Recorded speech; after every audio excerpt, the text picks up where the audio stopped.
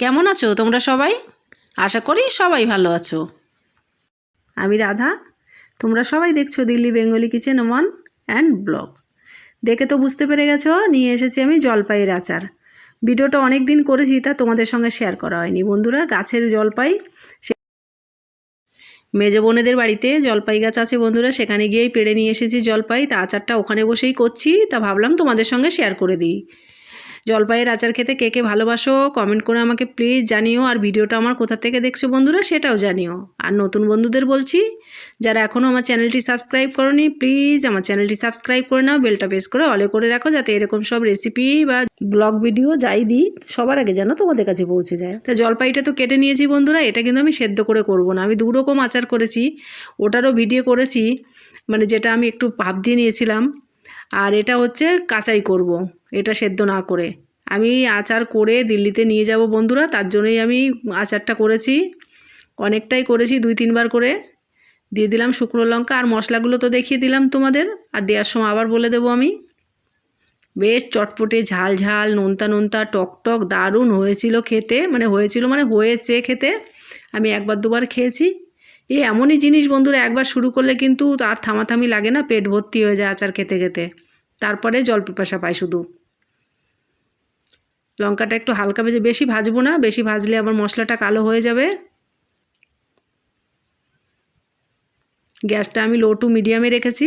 এবার আমি জিরে, মানে দেখিয়ে দিচ্ছি তোমাদের, জিরেটা আছে, ধনে আছে, পাঁচফোড়ন আছে, আর মৌরি আছে, সব দিয়ে দেবো এর ভিতরে, দিয়ে একসঙ্গে ভেজে নেব।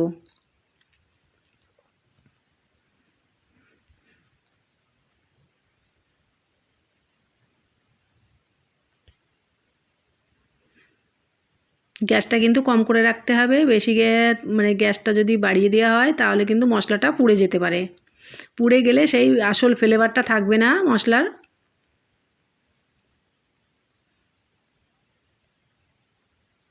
আর নতুন বন্ধুদের বলছি, বন্ধুরা সাবস্ক্রাইব তো করতেই বললাম, আর বললাম ভিডিওটা যদি ভালো লাগে একটু লাইক কমেন্ট করে সাবস্ক্রাইব করে দিও।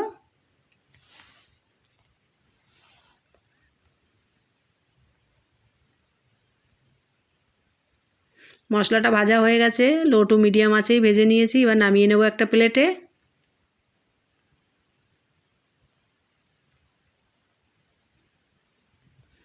কড়াইটা উনুনে দিয়ে দিলাম সর্ষের তেল। তেলটা তোমাদের নিজেদের পছন্দ মতন দিও, আমি যেটা বারবার বলে থাকি। দিয়ে দিলাম পাঁচফোড়ন,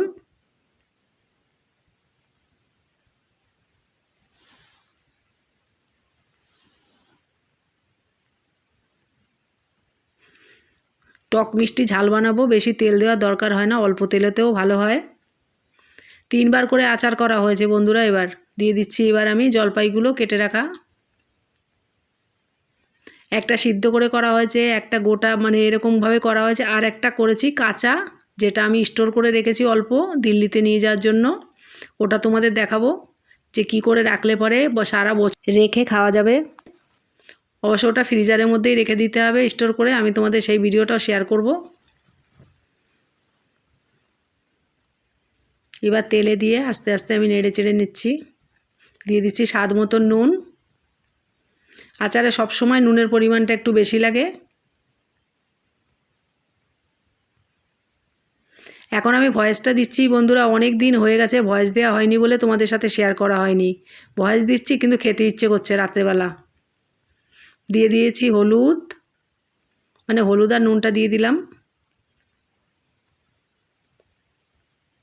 আচারে সবসময় নুনটা একটু বেশি দিলে আচারটাও কিন্তু ভালো থাকে, আর ভালোও লাগে খেতে। নুনটা তো পরে ওর ভিতরে টেনে নেয়, নুনটা পরে নুনটা পরিমাণটা কমে যায়। এর জন্য নুনের পরিমাণটা একটু বুঝে দিতে হবে। যতটুকু লাগে বন্ধুরা তার থেকে একটু বেশিই দিতে হবে আচারে।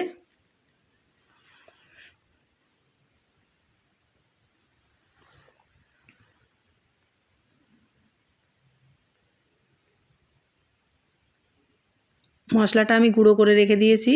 এবার দিয়ে দিচ্ছি গুড়, এটা আখের গুড়।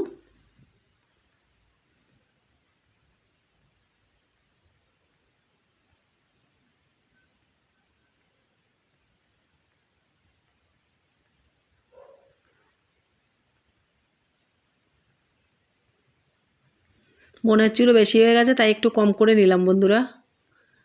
অতিরিক্ত গুড় দিলে আবার আমি খেতে পারবো না, আর বেশি মিষ্টি হলেও ভালো লাগে না, টক টক মিষ্টি মিষ্টি ঝাল ঝাল হলেই ভালো লাগে। ও জলপাইয়ের আচার দেখলে পরে মুখে জল এসে যাচ্ছে। হ্যাঁ, কে কে খেতে ভালোবাসো বন্ধুরা তোমরা একটু কমেন্ট করে আমাকে জানিয়ে তো।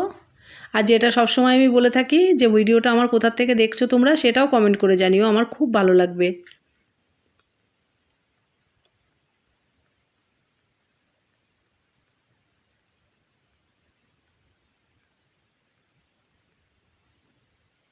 ধীরে ধীরে গুড়টা গলবে আর ততক্ষণে জলপাইটাও সফট হয়ে যাবে।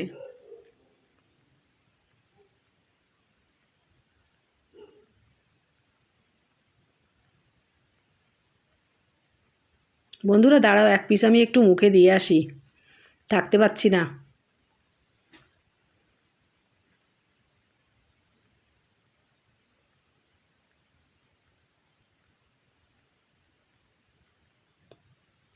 চলে এসেছি। গুড় থেকে সরি, গুড় থেকে দেখো কতটা, মানে গুড় কতটা জল গলেছে গুড় থেকে, মানে গুড়টা লিকুইড হয়ে গেছে আর কি, সেটাই বলতে চাচ্ছি। জানি না মাঝে মাঝে কী হয়, বয়স দিতে গেলে সব কিছু গণ্ডগোল হয়ে যায় বন্ধুরা। আর মুখে জলপাই রয়েছে তো এই জন্য আরও। এটা গুড়, এই গুড়ের মধ্যেই এরকম করে আচারটা বানিয়ে রেখে দিলে গুড়টা ধীরে ধীরে ধীরে ধীরে গুড়টা অ্যাবজর্ব করে নেবে।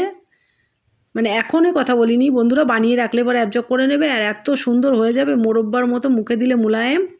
জলপাই কিন্তু গলে গেছে।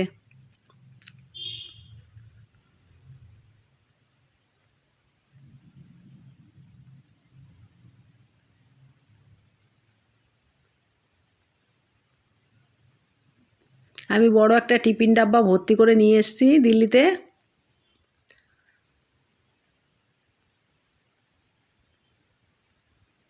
এই আচারটা তো বানিয়ে আমরা বসে বসে 3 বোনে অনেকটা খেয়ে নিয়েছি। এবার দিয়ে দিচ্ছি ভাজা মশলাটা।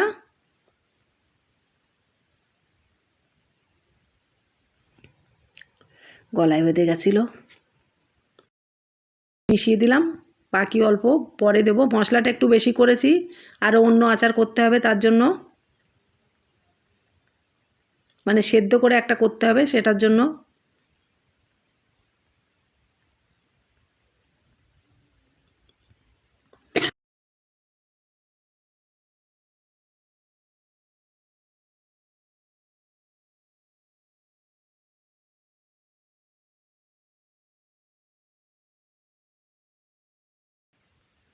এই যে যে মানে গুড়ের যে ঝোলটা থাকে, এটা যখন টেনে যায় গাঢ় গাঢ় হয়ে যায়, এটা চেটে চেটে খেতে না দারুণ লাগে বন্ধুরা। এবার দিয়ে দিচ্ছি আমি 2 থেকে 3 চামচ ভিনিগার। ভিনিগারটা দিলে পরে আচারটা অনেক দিন রাখা যাবে, কোনো কিছু খারাপ হবে না। তোমরা সবাই জানো ভিনিগার মানে জিনিসকে কী বলে জানো, আয়ু বাড়িয়ে দেয়। তাহলে আমার সকল বন্ধুদেরকে বলছি, আমার এই রেসিপিটা যদি ভালো লাগে লাইক কমেন্ট করে দিও, কাছের লোকেদের কাছে শেয়ারও করে দিও, আত্মীয় স্বজনের কাছে বন্ধুবান্ধবের কাছে, যাতে ওরাও করে নিতে পারে এরকম আচার আমার মতন করে। দারুণ লাগে খেতে। আর আমার এই ছোট্ট চ্যানেলটি সাবস্ক্রাইব করে তোমরা সবাই আমার সাথে থেকো, পাশে থেকো, আর তোমরা সবাই ভালো থেকো। দেখো খেতে ইচ্ছে করছে কার কার, একটুখানি আমাকে কমেন্ট করে জানাবে কিন্তু বন্ধুরা, একটু জানাবে কে কার কার ভালো লাগে। দেখো ফুটছে, এবার বন্ধ করে দিচ্ছি, পরে আমি তোমাদের দেখাচ্ছি। দেখো এই যে আচারটা রেডি হয়ে গেছে, এরকম হবে। তাহলে সবাই ভালো থেকো।